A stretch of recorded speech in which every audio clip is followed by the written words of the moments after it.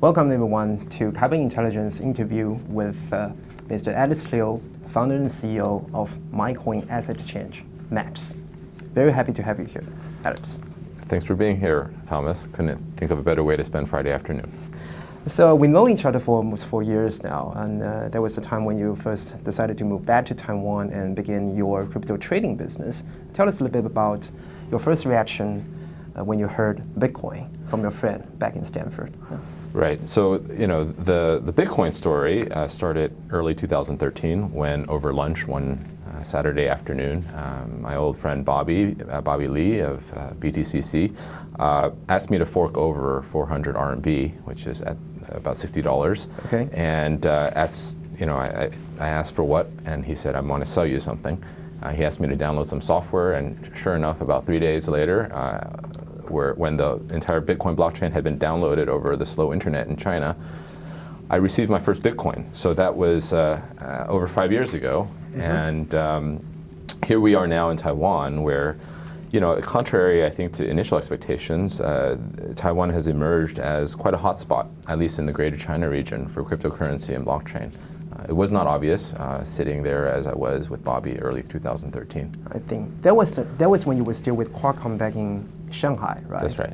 So how long did it take for you to decide that you want to quit and start your own company to focus on cryptocurrencies? Yeah, a better part of a year. When I was still at Qualcomm, I would work on what would soon be known as MaiCoin in my free time. I recruited another Stanford classmate of ours, Danny Yang, and over the ensuing year built this platform, which we subsequently launched here in Taiwan in mid-2014. I see. And then, so what was your original expectation? Do you want it to become something bigger, or just, we know that Coinbase was already starting at that point, right? Yes. So Coinbase was very much our model, going, starting from where we were. I mean, we recognized the need for this market here in Taiwan to have an easy way to access cryptocurrencies. So that's why we pursued convenience store payment options, why we designed the interface to be as simple as possible. And just as Coinbase subsequently branched out into a full-featured exchange called GDAX, so we this year branched out into MAX, which is our first order book exchange. So what was your major motivation to move back from Silicon Valley to Taiwan? We know that originally MaiCoin was started in the United States, right? And Taiwan is your place of birth. Is it really more of a commercial opportunity that you sought, or was it about sending a message, coming home, prodigal son, trying to make a difference? Well, it was a confluence of factors, some push and some pull. The push came about, I think, from my reading of modern Chinese history. Once Bobby sold me my first Bitcoin, I literally did not sleep for 4 nights. I was digging into all manner of technical and economic and even philosophical detail around this cryptocurrency phenomenon. And given what I know about, at the very least, the last 100 years of Chinese history, my conclusion, this was May of 2013, was that these two were not going to mix easily. As a relative, safe haven for many things in the Chinese-speaking world, I thought that over time, Taiwan would emerge as, once again, a safe haven, in this case for cryptocurrencies. It took some years to prove out, to bear out, but I think that thesis has more or less proven true. So tell us more about MAX. MAX is, as I mentioned, an order book exchange, so people, traders can freely list, buy, and sell orders, various types, market, limit, stop orders, etc. And so it can perform the price discovery function that MaiCoin, which is purely a brokerage, cannot. So it's getting pretty competitive nowadays with lots of big exchanges popping up, and then various ways to get flows, and then we know some of the more legacy financial institutions are also making inroads into the crypto trading again. Now, how do you beg to differ, and what's so unique about MAX? Yeah, I think there's at the same time, the market is indeed getting very competitive. There's more than enough to go around. The simple thesis here is that anything that can be tokenized will be tokenized in the coming years, and so there's really no shortage of things to list and to trade. And so even the big players today, they have a pipeline that they can't possibly fulfill of new projects, new tokens to trade. And so even what's left over is more than enough. Having said that, we're not content to just let the status quo carry on forever. And I think the differentiators and advantages that we bring here are, number one, a very solid and stable footing in this regulatory jurisdiction of Taiwan. So we've had very stable banking relationships for the last 4 years. We have very active and fruitful discussions with regulators, with financial institutions, with academic institutions. And I think that that is going to be our trump card over time, where these tokens, which for the most part lack any sort of regulatory context right now, we will be able to ground them here in Taiwan ahead of other major markets, be it Japan, be it the United States, certainly ahead of the mainland. Well, you do have Bitcoin, Litecoin, Ether now, and Bitcoin Cash listed on maps. That's right. And several other altcoins. Right. What are your selection criteria for listings? Right. So for the ones you mentioned, I mean, the main ones, just based on market cap or kind of the degree of decentralization, I think there's probably pretty wide consensus as far as at least the very top 4 or 5. Now, what you call altcoins or kind of tokens, well, I mean, in simple terms, it's still got to be quality. And what does that mean? It's the strength of the team, the strength of the idea and the execution and the story overall. It in some ways resembles, perhaps rhymes with, but doesn't exactly replicate, the equities world, where you're going to pick stocks based on quality, defined in the broadest sense. So it's pretty subjective, though, right? Right. I mean, I think that, there are a number of platforms out there rating ICOs, and I think even investment banks are kind of poking around to see whether equity analysts can apply their expertise here. But yes, I mean, I think it's far from being scientific. But I would say that given your very deep bench in engineering capabilities, because we know that you have another company, it's called AMIS, the French word for friend. Yes. So it used to be doing consortium blockchain right. engineering projects, Yeah. and now it's thriving and migrating into something even more. So would you say that capability will give you a better insight into which token to choose and list? Yeah, I mean, I think having some depth in technology, it informs any good decision, I would hope. It doesn't necessarily give us a direct pipeline into desirable projects, but I think in evaluating projects, I think we can kind of scrutinize things a bit more rigorously with that technical bench. So if you have a roadmap for listing right now, give us a few tokens that you'd like to list. We have at least a dozen tokens / teams that we're engaged with. Now, the ones that I would draw attention to are those that have, I think, some mapping to the real physical economy. I think that what we saw over the course of 2017 with Tezos, with EOS, these were essentially platforms in the virtual world that needed to be resourced and funded, and that's what those ICOs were about. I think what you're beginning to see now are bricks and mortars players. We have an airline here in Taiwan that has issued their own token. You'll see in the next month a number of musicians and artists issue their own tokens. Mm-hmm. And I think, as I mentioned, this mapping to the real economy, if you will be the trend going forward, at least the trend that we're interested in supporting. Yeah, since you mentioned this mapping to the real economy, I think it's a very critical point, because on the issue of ICO, a lot of people are seeing this as just another unregulated or likely regulated financing channel, mm-hmm. right? And some people think that, well, maybe it's just an uprising, by geeks against very centralized or to some extent, highly unequal Wall Street and Silicon Valley in terms of capital allocation decision. Mm-hmm.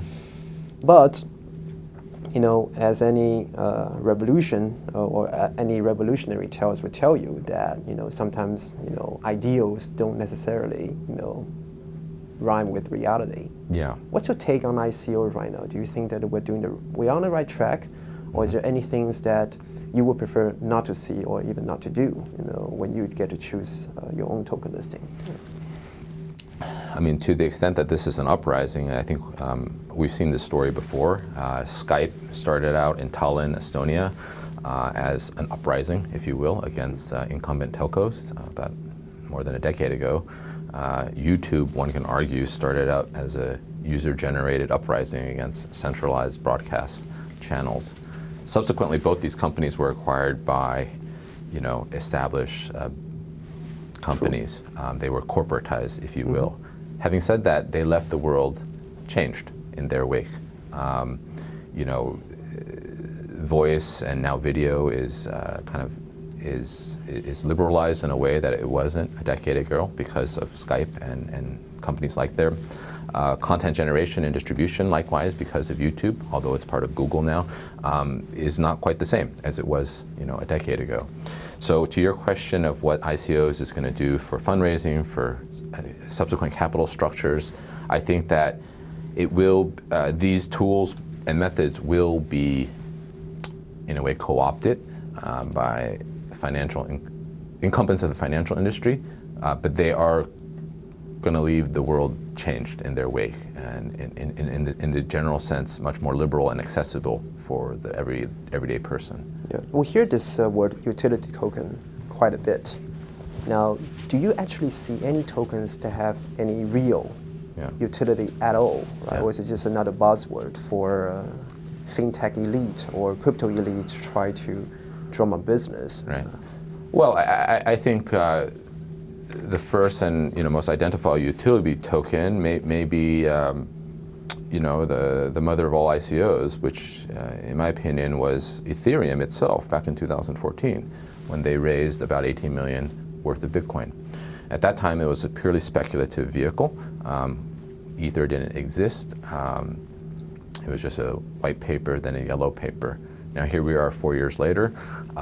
Ether is still somewhat speculative, but it is at this same time, by the same token, if you will, it's the fuel for the Ethereum network, which is the infrastructure that powers thousands of other tokens and ICOs.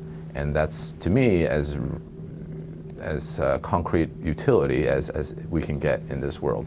And so I think that Ethereum and its native token called Ether has made that transition over the past 4 years from a security token, basically promising future rewards or utility, into an honest-to-God utility token. And I think this just portends, in the coming years, many other tokens making that transition. Well, there was this recent statement by SEC official that Ether was not a security, but you still mentioned that it was a security token. So I guess, is that a gap in perception by the community? I think the SEC market? took a very close look at the present state of Ethereum and Ether. I think that it was much more highly centralized 4 years ago around a number of individuals like Anthony Diorio, Joe Lubin, Vitalik, of course.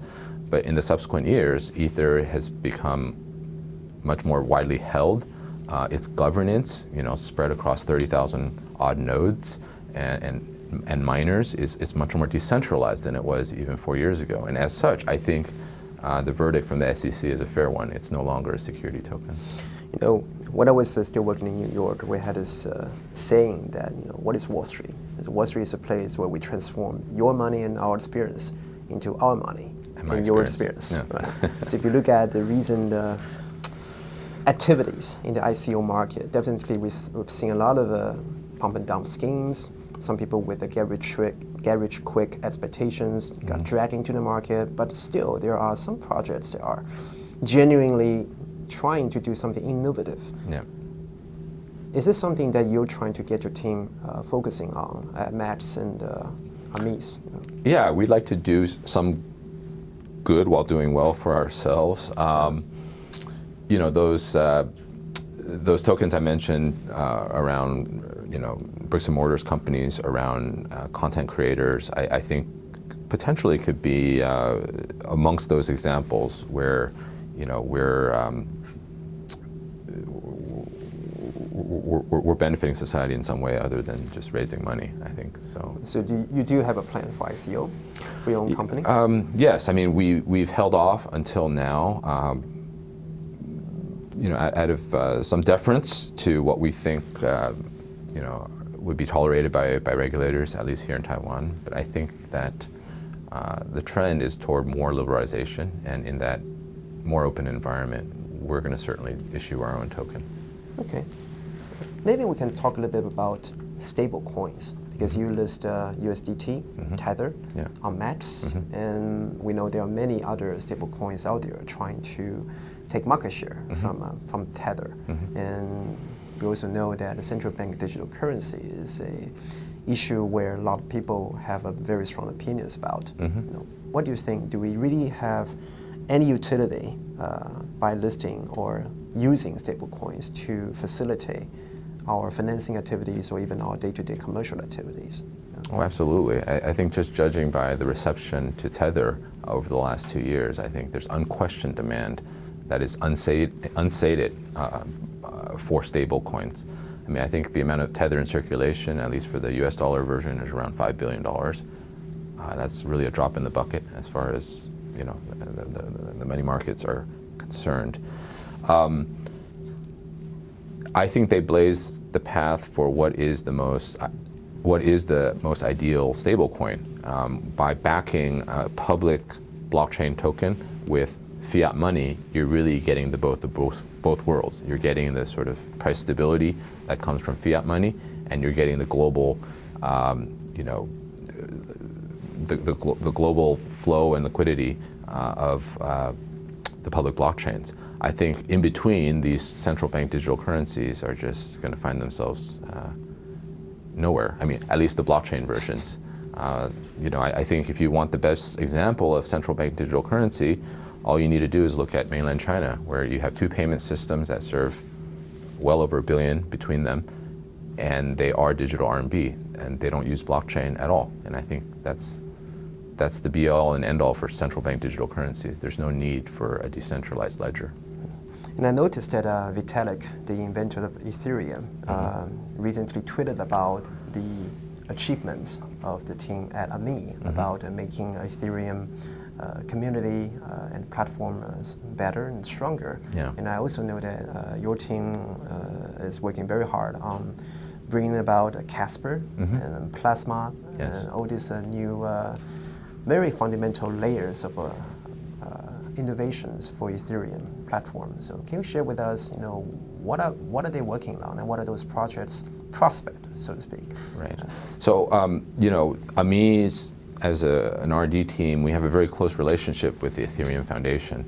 I mean, the reason we sort of latched onto Ethereum in 2015 and early 16 was, actually based on no more than a hunch or a feeling. I mean, of course, we bought the story of a general purpose sort of computation platform that is decentralized, but it really was the community and the team that was actually behind Ethereum that led us to sort of, to link up with them. And here we are almost 3 years later, and we still hold to that. I mean, there are any number of Ethereum competitors, quote unquote Ethereum killers out there. But until they sort of demonstrate the sort of openness and the cohesiveness of the Ethereum community, I have a hard time believing that Ethereum's best days are behind it. But aren't you worried that Ethereum just but a prototype? They still have a lot of unresolved problems, if those problems can never be resolved. Sure, insofar as blockchain itself is a prototype. I mean, Ethereum accounts for almost half of all blockchain transactions right now. It's much less of a prototype than its so-called killers or competitors. And so it's as real as anything in the blockchain industry right now. We're helping to sort of advance it by working on Casper, which is the plan of Ethereum to move from a mining consensus algorithm to something called proof of stake, which doesn't require as much electricity. We're working on Plasma and other ways to scale the transaction capabilities of Ethereum, and yeah, we're doing that just because we believe in the vision and direction. Yeah, that's a very interesting comment, because if you actually look at what's happening on the ground in the community, and all this innovation, all these hard works, and these people generally trying to make something different, and this potential and especially the connections within network or between networks are suggesting that this thing is here to stay, if not going to thrive very quickly. And yet you look at the recent price actions, it seems that the general public just don't believe that this is to be the case. And it probably also speaks that the gap of knowledge and understanding between the insiders and outsiders is pretty big. Right. How should we address this gap? Yeah, I mean, I guess it helps to have a bit of perspective. You know, just being involved with this movement or this industry for 5 years now, we've seen this this price actions at least twice before this recent 2017-18 cycle. I mean, back in 2013, within the span of 1 week, right? From the day I bought my first Bitcoin at roughly $60, within a week it spiked up to over 200 before dropping back down to 50, 60, and then recovering at 100. Before, of course, shooting to beyond 1,000 at the end of 2013. After that, for 2 years, it was in the doldrums at $200, $300. Before last year, finally kind of breaking through 1,000. So from the perspective of last year, if I told you that Bitcoin price was at 6,000 or 7,000, whatever it is today, I mean, that would have been spectacular. But just because we're contrasting it with 20,000, it looks to be anticlimactic. But, you know, to borrow kind of a storyline from Binance, where their CEO, CZ, you know, I think late March of this year, pointed out that if you just linearly extrapolate it, the price every March 31st for the last 6 years, you see an unmistakable upward trend, despite the huge ups and downs between each March 31st. And I think that that long-term, you know, march to the right and in the upward direction is going to continue for no other reason that, number one, the cryptography, the mathematics underpinning this phenomenon are solid, and that, number two, more and more people, especially millennials and younger, are going to look at existing structures for governance and trust on the one hand and crypto on the other and find that crypto is not a bad alternative at all. And I think that demographic shift is what's going to drive the price movement in the upward direction in the coming years and decades. You're talking about this demographic or even macro shift in sentiments with regards to something that's totally out there versus the incumbent, right? Maybe we can say, well, maybe this is what this current day politics will bring us about, right? Yeah. You look at the politics in the United States, you look at politics in Europe, or almost everywhere. We see a lot of divisions, a lot of disgruntled voters and young people trying to find a better way or different ways of getting by or even getting rich, right?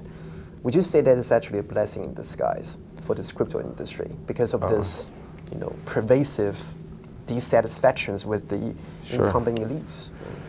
Well, I don't think it's a blessing. I think it's just a fact, and these two are tied at the hip. I mean, you had rumblings of this here in Taiwan in 2014 with the Sunflower Movement, later that year in Hong Kong with the Umbrellas Movement.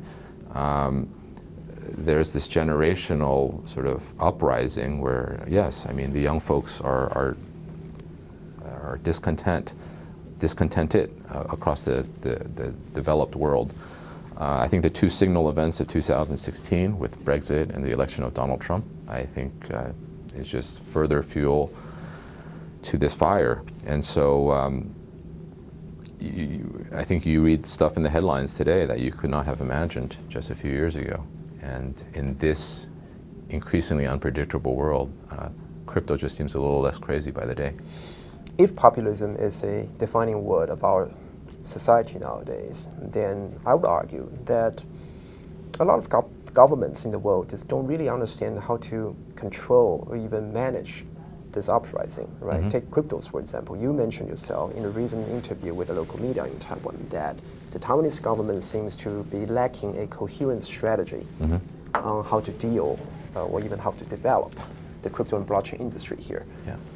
What would you do if you had the authority to make some changes? Right. Well, I think I'll defend the Taiwanese government by saying that no government on the face of the planet is well equipped to deal with this trend and phenomenon for the no other reason that governments are by definition monopolies in their jurisdiction.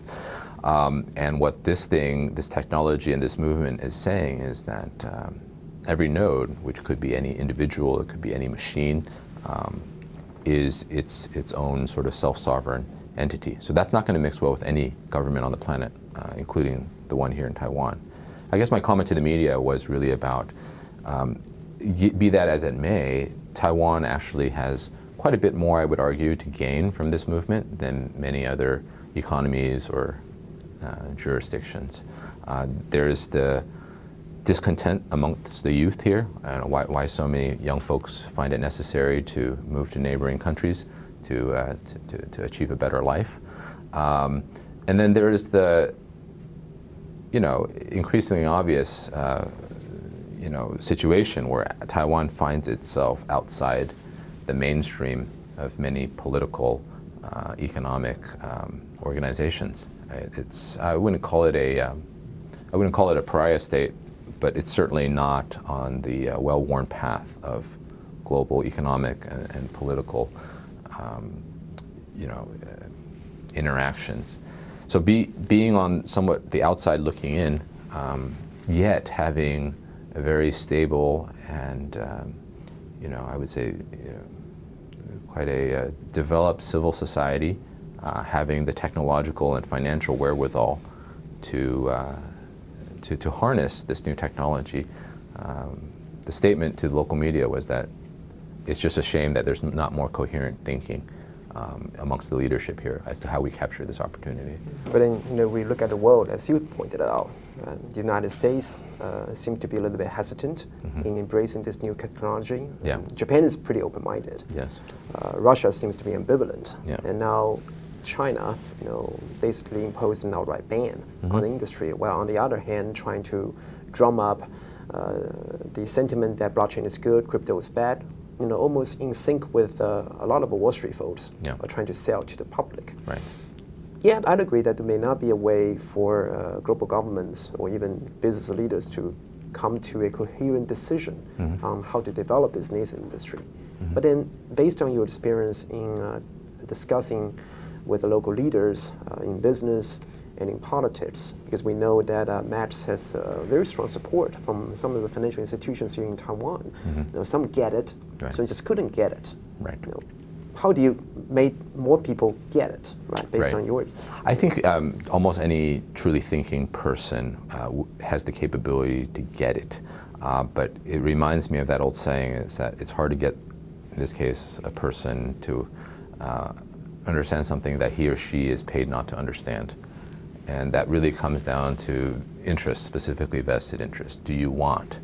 Does it benefit you to understand and truly harness this new thing? And that's the argument I'll apply to the United States and to China, where they're the biggest beneficiaries of the status quo. I mean, the United States certainly with the imperium that it achieved during the 20th century, and the People's Republic is in many ways just trying to replicate or even replace that imperium with initiatives like One Belt, One Road. That's fine. I mean, that's their playbook. My point simply is that Taiwan cannot afford to play that game. And what this blockchain thing is a highly asymmetric way to play a global game of influence and finance, and that exists almost completely outside the established system. And that's really the opportunity. The question is, what does Taiwan give up in exchange for that? And my argument is next to nothing.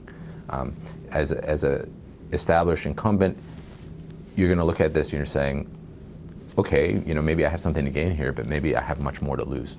And that ratio simply doesn't look right, and you're not going to be motivated to do it. In my opinion, at least, Taiwan's ratio looks quite right. There's quite a bit to gain, almost nothing to lose.